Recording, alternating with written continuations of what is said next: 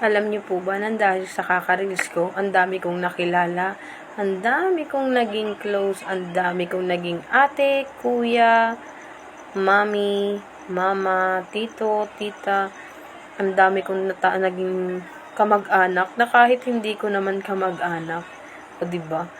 Ang dami kong naging close at nakakuha ako ng isa pang pamilya nang dahil lang sa kaka-reels.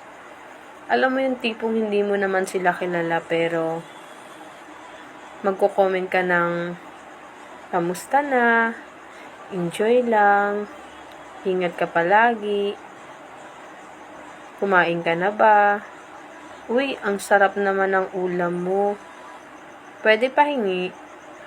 Yung mga ganung bagay na hindi mo naman kilala, hindi mo naman ka-close pero nakakapag-comment ka ng mga bagay na gano'n, nakakapag-chat ka.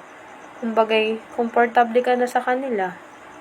Nang dahil sa pagla-live, nang dahil sa kagustuhan mong ma-break ang 60,000 minutes views.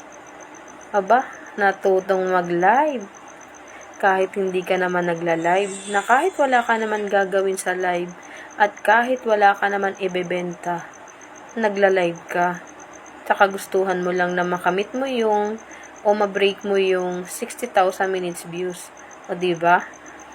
Nakakatuwa kasi ang dami kong nakilala nang dahil sa pagla-live na kahit hindi ko sila kakilala talaga, pumupunta sila sa live mo at magko-comment ng, uy, kamusta na? Pahag naman. O diba? Dinalaw ko na yung bahay mo, baka pwede naman balikan mo ko. Ay, sige po, babalikan po kita. O, diba? Pakeme-keme. Pero yung totoo, seryoso, binabalikan naman at hinahag naman sila. Diba? Iba talaga ang nagagawa ng meta world ngayon. Ang pagre-reels. Dati-dati, pag open mo ng Facebook mo, tamang scroll down, tamang tingin ka lang. Pagkakilala mo, magko-comment ka. Wow! Pero ngayon, kahit hindi mo kilala, magko-comment ka, mapapawaw ka na lang sa post nila, at mapapasana all. O diba? Ganun ang nagagawa ng pagre-reels. Tsaka, marami ka ring makikilala, magiging close, at makakakuha ka rin ng isa pang pamilya. Hindi pamilya na aasawahin na, yung pamilya bang turing sa'yo, na kahit hindi mo naman kaano-ano. Kapag nag-live ka, andyan sila. Pag post mo ng mga picture, andyan sila, nakapag-comment, nakapag-like, nakapag-share. Sa lahat po naging close ko dyan, maraming thank you po ha. At sa mga naging trainer ko, sa mga nagturo sa akin kung paano mag-live, maraming salamat po. At sa mga lahat na pumapalo po sa akin, thank you po. At sa lahat po na nagko-comment, maraming salamat po sa todo suporta niyo po.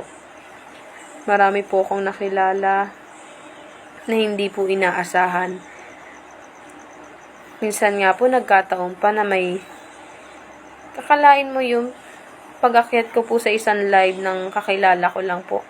Natagpuan ko yung ninang ng aking asawa at best friend ng aking ninang o ninang po ng aking asawa. Sa hindi inaakala o ninanais. Natagpuan siya sa tagal po nang hinahanap siya ng best friend niya. Nang dahil po sa akin, nagkameron po sila ulit ng communication. Diba? Iba talaga nagagawa ng social media. Pero kahit ganun pa man po, sana po ay hindi po tayo magpakain sa social media. O sa reels, sa paggawa ng mga content. Maging aware din po tayo sa ating mga sarili. At yun lamang po. Maraming salamat po. Pakipollow and pakishare na rin po kung inyong nagustuhan ito. Ito'y lamang kwento ko lamang po sa inyo at na-share ko lang po at naibaghagi.